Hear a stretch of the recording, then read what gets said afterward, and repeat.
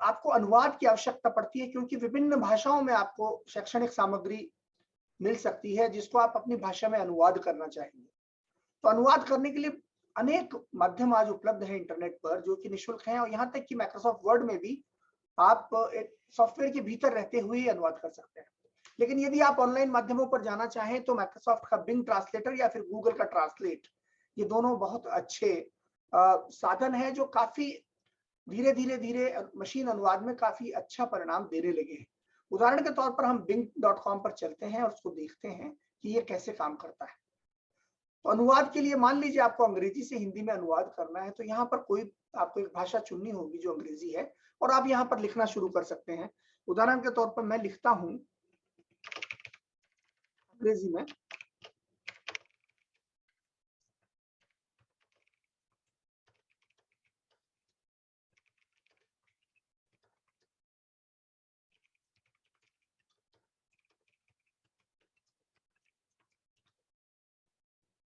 तो मैंने लिखा these days we are using internet for collection of research material, और आप देखेंगे कि जो अनुवाद हुआ है वो हुआ है इन दिनों हम अनुसंधान सामग्री के संग्रह के लिए इंटरनेट का उपयोग कर रहे हैं। तो ठीक ठाक अच्छा अनुवाद है ये।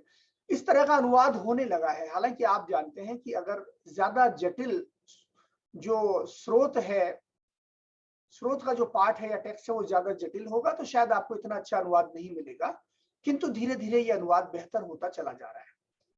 इसी तरह से गूगल का अनुवाद है, जहां पर आप जाएंगे translate.google.com पर, और उसको भी आप इसी प्रकार से इस्तेमाल करेंगे। दोनों ही स्थानों पर 100 से ज्यादा भाषाओं में आप अनुवाद कर सकते हैं, हिंदी से 100 से ज्यादा भाषाओं में, या उन भाषाओं से हिंदी में। तो अनुवाद के अनेक साधन है, जिनमें आपको IM ट्रांसलेटर भी मिलेगा और बेबीलोन भी मिलेगा। तो अनेक निःशुल्क साधन आपको इंटरनेट पर अनुवाद के लिए मिलेंगे। अब प्रश्न पैदा होता है कि शोध पत्रिकाएं और वेबसाइटें कौन सी है जिनका इस्तेमाल आप कर सकते हो। तो एक अच्छी वेबसाइट आपको दिखाई देगी शोध.net के रूप में। आइए इसको खोल करके देखते हैं, क्योंकि यहाँ पर हिंदी साहित्य और हिंदी भाषा में शोध करने के लिए काफी सामग्री आपको मिलेगी, और ये सामग्री जो है वो काफी हद तक अपडेट की हुई है। तो आप यहाँ पर देखेंगे कि बहुत सारी सूचनाएं यहाँ पर मिलेंगी। द जर्नल में आप आएंगे तो यहाँ पर आपको काफी कुछ इंफॉर्मेशन मिलेगी, सूचनाएं मिलेंगी आपको। पब्लिकेशन डेस्क है, जहां आप अपना खुद का रिसर्च पेपर पब्लिश कर सकते हैं। आप अपना रिसर्च का एब्स्ट्रैक्ट यानी उसका मर्म जो है या सारांश, वो यहाँ पर आप पब्लिश कर सकते हैं। और उसके अलावा यहाँ रिसर्च जर्नल में, अगर आप जर्नल में जाएंगे आप, तो यहाँ पर क्लिक करके देखते हैं कि ये कहाँ जाता है। ये शोध संचयन नाम की एक पत्रिका है, जो जिसकी तरफ ये हमें इशारा कर रहा है। आप चाहें तो इसका इस्तेमाल कर सकते हैं। इस अंक के आलेखों को यदि आप पढ़ना चाहते हैं शोध संचयन का, तो आप यहाँ पर क्लिक करेंगे, और कोई भी आलेख अगर आपको किसी भी पत्रिका का पढ़ना होगा शोध का, तो उसको यहाँ क्लिक करके आप खोल सकते हैं। तो ये सारे लेख हैं जो इसमें इस्तेमाल हुए हैं।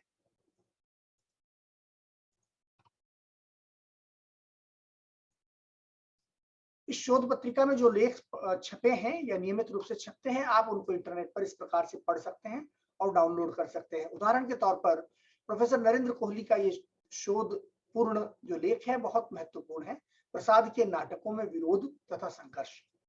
ऐसे अनेक उपयोगी शोध आधारित लेख और खुद शोध भी यहाँ पर इस इंटरनेट वेबसाइट पर आपको मिलेंगे। ऐसी अन्य वेबसाइटें भी है। उदाहरण के तौर पर आप यहाँ पर देखेंगे शब्दब्रह्म.com, ये एक वेबसाइट है। हिंदीश्री.com, ये भी एक वेबसाइट है। इनमें से एक वेबसाइट को हम देखते हैं शब्दब्रह्म.com पर, क्योंकि यहाँ पर शोध सामग्री आपको मिलेगी काफी हद तक, और आप उसका इस्तेमाल कर सकते हैं। उदाहरण के तौर पर यहाँ पर नया इश्यू या नया अंक यहाँ पर मिलेगा। शब्द ब्रह्म ने नया अंक प्रकाशित कर दिया है, उसको यहाँ क्लिक करके आप पढ़ सकते हैं। उसके यहाँ पर देखिए कालजयी साहित्यकार मन्नू भंडारी, तो यहाँ पर हाल ही में मन्नू जी हमसे बिछुड़ गई हैं, उनके बारे में यहाँ पर संपादकीय आपको पढ़ने में मिलेगा। और इसी प्रकार की अन्य सामग्री भी यहाँ पर मिलेगी। शब्द ब्रह्म इस वेबसाइट का नाम है। अन्य वेबसाइटें भी हैं जिनका जिक्र मैंने आपसे किया। अब प्रश्न पैदा होता है कि साहित्य पर यदि हम शोध कर रहे हैं तो साहित्य के बारे में होने वाले घटनाक्रम और नए साहित्य से निरंतर परिचित होते रहना हमारे लिए जरूरी है। तो कौन सी ऐसी वेबसाइट है, कौन से ऐसे इंटरनेट के साधन हैं जिन पर यह सामग्री मिलेगी? तो सबसे पहला मैं कहूंगा कविता कोश, जिस पर हजारों कवियों की रचनाएं मौजूद हैं हिंदी में। हिंदी के हजारों कवि और यहाँ तक कि अन्य भाषाओं के कवियों की रचनाएं भी आपको यहाँ पर मिलेंगी। जो हिंदी से जुड़ी हुई बोलियां हैं उनके कवियों की रचनाएं भी यहाँ पर मिलेंगी। उन कवियों का यहाँ पर आपको उनकी पूरी सूची मिलेगी, जिसमें से जिस कवि की रचनाएं आप पढ़ना चाहते हैं वो आप पढ़ सकते हैं। उदाहरण के तौर पर यदि आप अज्ञेय पर क्लिक करते हैं तो अज्ञेय की कविताएं यहाँ पर उपलब्ध है। उनकी अनेक प्रसिद्ध कविताएं आपको यहाँ पर दिखाई देंगी, जिनको आप यहाँ पर पढ़ सकते हैं। उदाहरण के तौर पर इत्तलम, और इत्तलम जो है ये संग्रह है जिसमें बहुत सारी रचनाएं आपको यहाँ पर मिलेंगी। इनमें से हर रचना को आप, जितनी रचनाएं यहाँ पर दी गई है उनको पढ़ सकते हैं।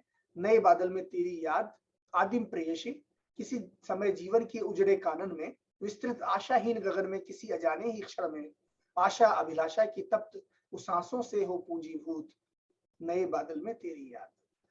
तो ये कविता कोश हुआ। उसके बाद अन्य वेबसाइटें भी है। उदाहरण के तौर पर भारतडिस्कवरी.com, जो कि भारत कोश के नाम से एक पोर्टल चलाते हैं।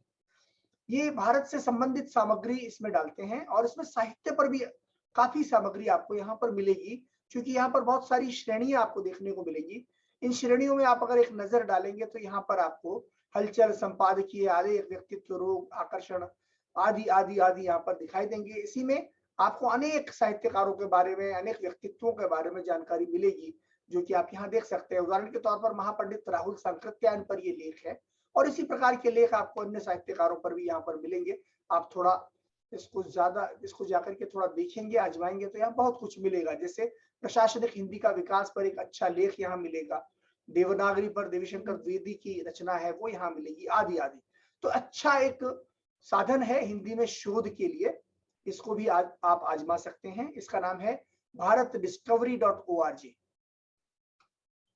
गद्य कोश भी एक अन्य स्थान है जहां पर आपको गद्य सामग्री मिलेगी। और इसी प्रकार से विश्व हिंदी डेटाबेस, जो विश्व हिंदी सचिवालय है मॉरिशस में जो स्थित है और भारत तथा मॉरिशस की सरकारों द्वारा संचालित है, उसने विश्व हिंदी डेटाबेस बनाया है, जिसमें दुनिया भर के बहुत सारे प्रमुख लेखकों के बारे में और वहां की और दुनिया भर की हिंदी संस्थाओं के बारे में आपको यहाँ पर जानकारियां मिलेंगी। उनके जीवन वृत्त मिलेंगे, उनसे संपर्क करने का तरीका मिलेगा, उन्होंने क्या कुछ किया है, उनके जीवन वृत्त में क्या कुछ है वो यहाँ पर मिलेगा। और यहाँ पर आप उनको सर्च भी कर सकते हैं। उदाहरण के तौर पर आप किसी भी एक क्षेत्र में जाना चाहते हैं, जैसे रचनात्मक लेखन में कौन कौन से लोग हैं या शिक्षण में कौन कौन से लोग हैं, तो आप यहाँ पर क्लिक करें।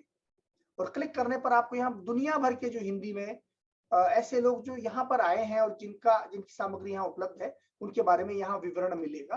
आप इनमें से जिसको चाहे, जिस लिंक को भी चाहे क्लिक करें और उनके बारे में यहाँ पर आपको सामग्री मिल जाएगी। उस सामग्री का आप इस्तेमाल कर सकते हैं। तो बहुत सारे यहाँ पर आपको जाने माने नाम देखने को मिलेंगे, जैसे स्वर्गीय डॉक्टर सुषम बेदी हैं। आप क्लिक करेंगे तो डॉक्टर सुषम बेदी का ये पन्ना है, जिस पर आपको उनके बारे में पूरी जानकारी मिलेगी, उनके प्रकाशन, उनकी रचनाएं आदि आदि, और वो किन क्षेत्रों में काम करती हैं। उदाहरण के तौर पर अमेरिका उनका एक क्षेत्र है जिस पर वो लिखती हैं। अन्य जो क्षेत्र है उनका भी यहाँ जिक्र मिलेगा। आप अगर अमेरिका पर क्लिक करते हैं जो उनसे जुड़ा हुआ है, तो अमेरिका पर अन्य लोग जो काम करते हैं उनके नाम भी आपको मिलेंगे। उदाहरण के तौर पर डॉक्टर रूपर्ट स्नेल यहाँ पर मिल रहे हैं। तो ये आप एक लेखक से दूसरे लेखक पर पहुंच गए, उनके बारे में भी यहाँ पर जानकारी आपको मिल रही है। तो बहुत ही उपयोगी डेटाबेस है। इसमें बहुत तरीकों से आप शोध कर सकते हैं और खोज कर सकते हैं। आप इसका इस्तेमाल जरूर करें, ये काफी उपयोगी संसाधन आपके लिए हो सकता है।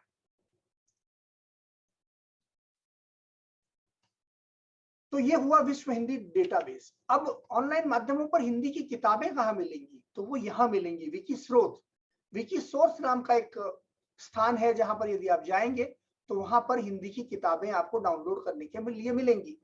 आप मूल किताबें यहाँ से डाउनलोड कर सकते हैं पीडीएफ के रूप में या फिर टाइप किए हुए टेक्स्ट के रूप में। उदाहरण के तौर पर आप यदि कथा में जाते हैं या फिर मान लीजिए आप अन्य श्रेणियों में जाते हैं, तो वहां पर जाकर के आप यहाँ से सामग्री ले सकते हैं। ये मराठी भाषा में हम पहुंच गए हैं, लेकिन इसी तरह से आप हिंदी विकिसोर्स में चले जाएंगे तो वहां पर हिंदी की सामग्री आपको मिलेगी और आप इसका इस्तेमाल कर सकते हैं। तो ये हुआ विकी सोर्स या विकी स्रोत जिसको हिंदी में कहते हैं। उसके बाद विकी पुस्तक भी है जो wikibooks.org के रूप में उपलब्ध है। ये भी आप खोलें और यहाँ पर भी आपको कई किताबें मिलेंगी। जो आप विभिन्न श्रेणियों में यहाँ विभाजित किए हुए देख सकते हैं। जैसे विभिन्न पाठ्यक्रम है, विभागों के बारे में है। हिंदी में यदि जाएंगे आप तो हिंदी भाषा के बारे में आपको यहाँ पर एक श्रेणी मिलेगी, जिसके भीतर बहुत सारे विवरण आपको मिलेगा कि हिंदी के नियम क्या है, इसका व्याकरण क्या है, आदि आदि। तो ये हुआ विकी बुक्स में हिंदी यानी विकी पुस्तक। हिंदी समय जो महात्मा गांधी अंतर्राष्ट्रीय हिंदी विश्वविद्यालय वर्धा द्वारा संचालित किया जाता है, वो भी एक वेबसाइट है जहां से आप हिंदी किताबों का टेक्स्ट डाउनलोड कर सकते हैं। तो वो हुआ हिंदी समय। कैसे आप करेंगे इसको आप लिखेंगे हिंदी समय .org लिख के देखिए क्या होता है, अन्यथा हम इसको सर्च कर लेंगे। तो ये हिंदी समय .com जो है साहित्य सब के लिए, आप अगर यहाँ पर जाते हैं तो देखिए ये हिंदी समय खुल गया और उसका हिंदी समय .com है .com। हिंदी समय .com पर अगर आप जाएंगे तो देखिए यहाँ पर उपन्यास, कहानी, कविता, व्यंग्य, नाटक, निबंध, आलोचना, विमर्श आदि सारी सामग्री यहाँ पर सहेजी गई है, जो विविध प्रकार की वैरायटी रखती है, विभिन्न प्रकार की, जिसमें विभिन्नता है। आप उसका इस्तेमाल अपने शोध कार्यों के लिए कर सकते हैं। यहाँ से पुस्तकें भी आप डाउनलोड कर सकते हैं। जैसे आपको उपन्यास चाहिए तो उपन्यास पर आप क्लिक करेंगे और यहाँ पर फिर विभिन्न लेखकों के नाम आपको मिलेंगे, जिनके उपन्यास आपको यहाँ पर मिलेंगे। जैसे मनीषा कुलश्रेष्ठ का अगर आपको उपन्यास देखना है तो आपको यहाँ पर मनीषा कुलश्रेष्ठ के बारे में जानकारी मिलेगी, फिर उनके उपन्यासों के बारे में जानकारी मिलेगी, आदि आदि। आप यदि कहानियां पढ़ना चाहते हैं तो आप कहानी पर क्लिक करें। किसकी कहानी पढ़ना चाहते हैं? फणीश्वर नाथ रेणु की, तो यहाँ पर आपको रेणु जी की कहानियां मिलेंगी। एक आदिम रात्रि की महक, तो ये कहानी आपको यहाँ पर मिल जाएगी। आपके शोध के लिए जब सामग्रियां मिलती नहीं है तो इंटरनेट एक सुलभ और सुगम स्रोत हो सकता है उसका, और ये जो वेबसाइटें हैं इसमें महत्वपूर्ण योगदान दे रही हैं। कविता कोश हम देख चुके हैं पहले ही, और वहां पर कविता कोश में किताबें भी डाउनलोड करने के लिए उपलब्ध हैं। मैं उस क्षेत्र में आपको ले चलता हूं। पहले हमने कविताएं देखी थी, लेकिन देखिए कविता कोश पर ई पुस्तकें भी मौजूद हैं अब। तो 20,000 से अधिक पुस्तकों पर कामकाज जारी है।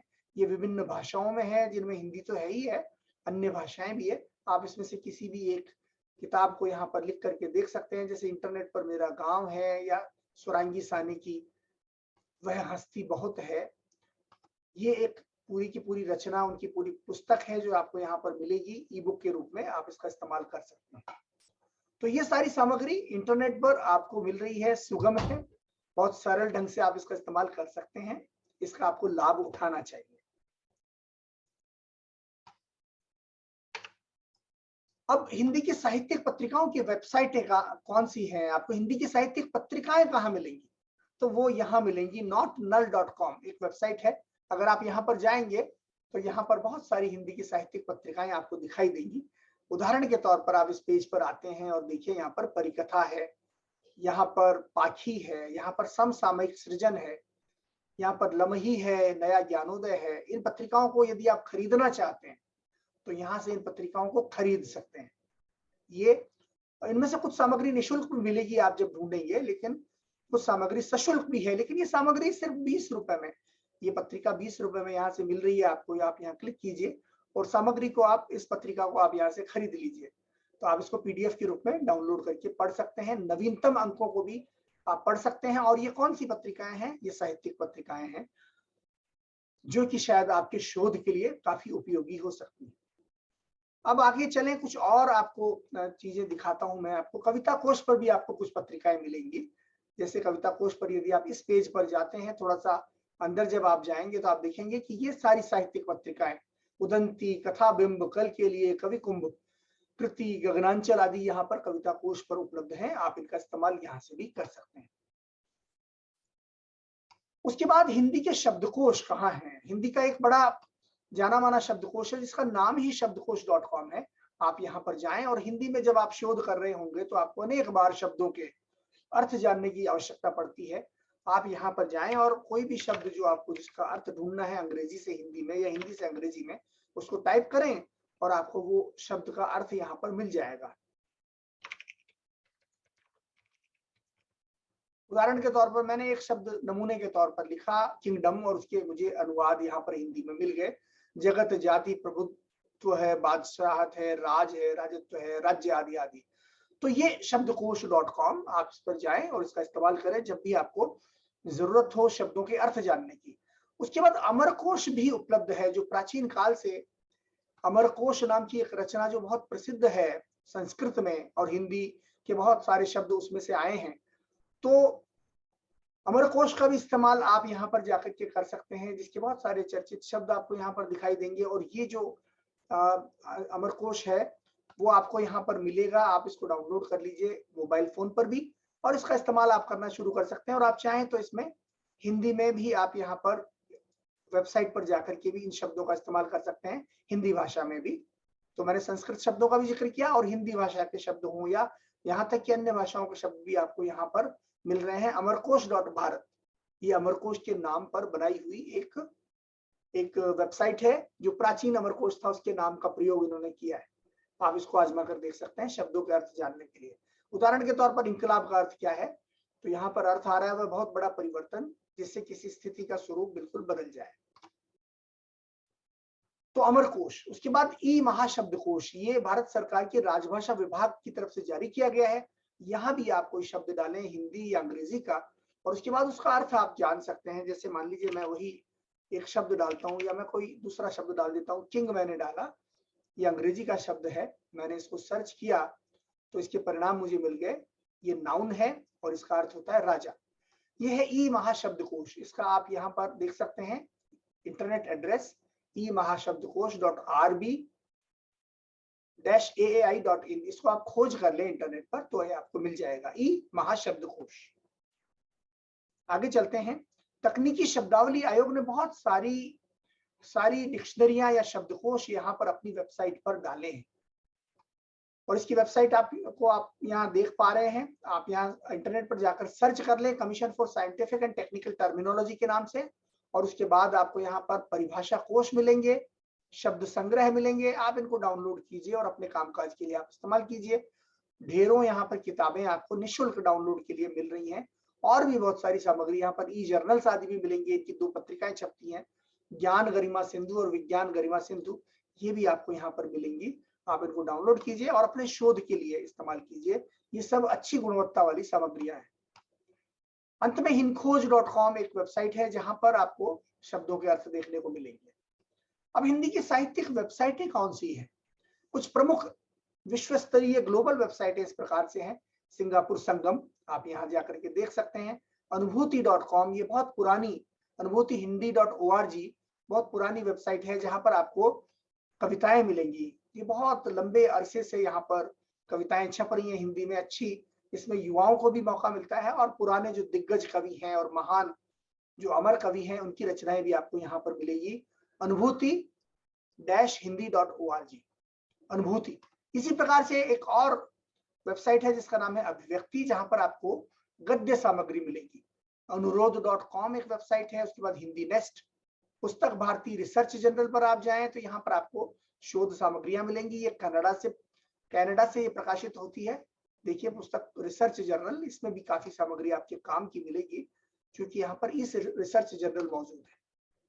उसके बाद कुछ अन्य सामग्रियां जो आपको मिलेंगी, भारत सौरभ पत्रिका, गीत पहल, भारत दर्शन जो न्यूजीलैंड से प्रकाशित होता है, शब्दांकन, सृजन गाथा, स्वर्ग विभा, पूर्वाभास, साहित्य कुंज, समयांतर, हिंदी चेतना, गर्भनाल, पुरवाई आदि आदि।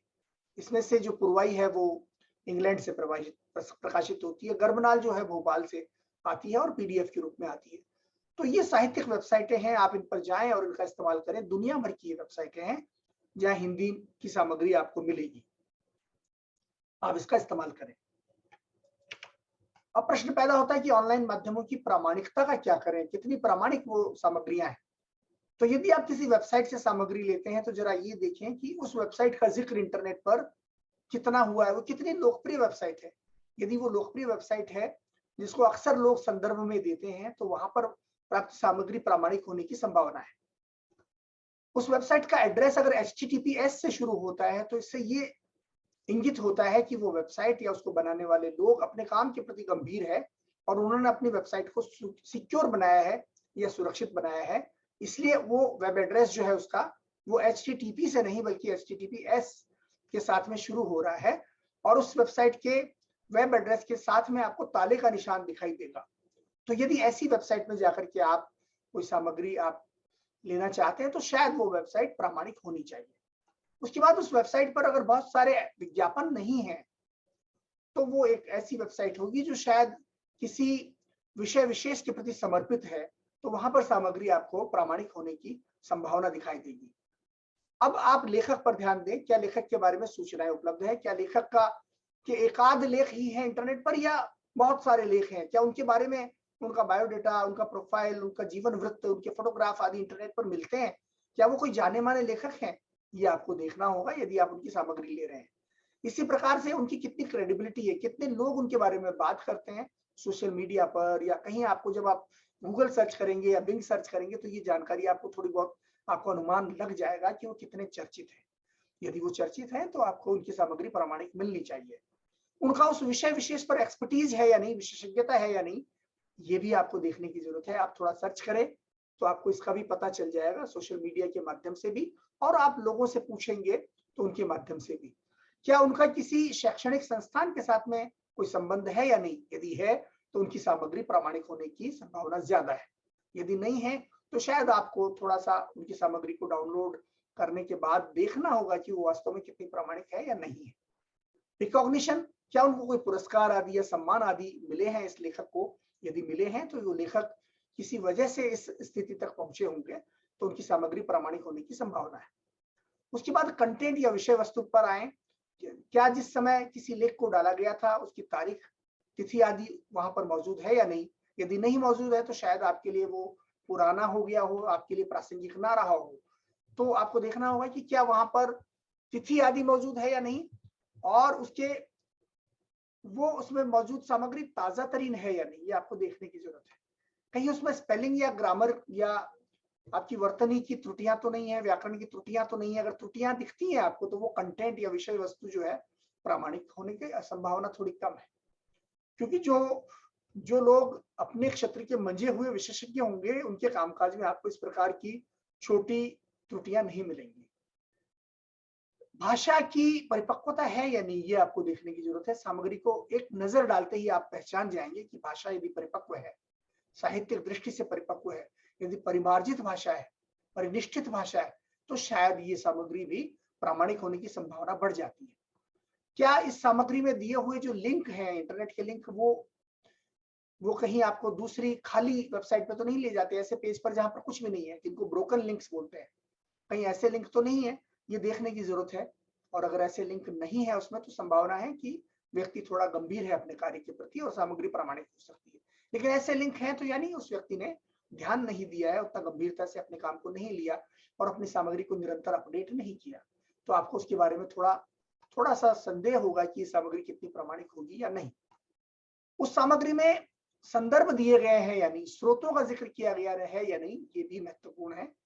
यदि दिए गए हैं स्रोत तो सामग्री उसकी महत्ता बढ़ जाती है, उसकी प्रासंगिकता भी बढ़ जाती है, उसका महत्व बढ़ जाता है और उसकी प्रामाणिकता भी बढ़ जाती है, क्योंकि आप उन संदर्भ स्रोतों पर भी जाकर के उसकी जांच कर सकते हैं। उसके बाद ये जो लेखक है वो तटस्थ है या कहीं किसी चीज या किसी घटना या किसी व्यक्ति या किसी संस्थान आदि के प्रति झुका हुआ तो नहीं है।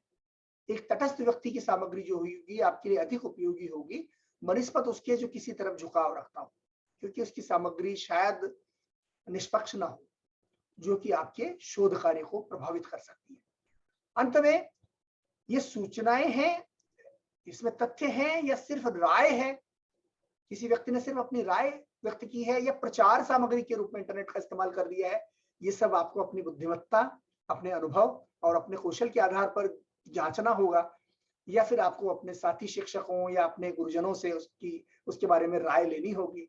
तब आप निर्णय कर पाएंगे कि जो शोध सामग्री आप इस्तेमाल कर रहे हैं इंटरनेट से डाउनलोड करके वो कितनी अच्छी है, आप उसका इस्तेमाल कर सकते हैं या नहीं, और वो आपके कामकाज को समृद्ध करेगी या आपके कामकाज को वो समृद्ध नहीं करेगी, उसमें कोई ना कोई चुनौती पैदा कर देगी, ये देखने की जरूरत है। और मित्रों एक बात कभी ना भूलें कि किसी भी सामग्री को यथावत कहीं से उठा करके लेना जो है वो गलत है, नैतिक दृष्टि से भी और कानूनी दृष्टि से भी।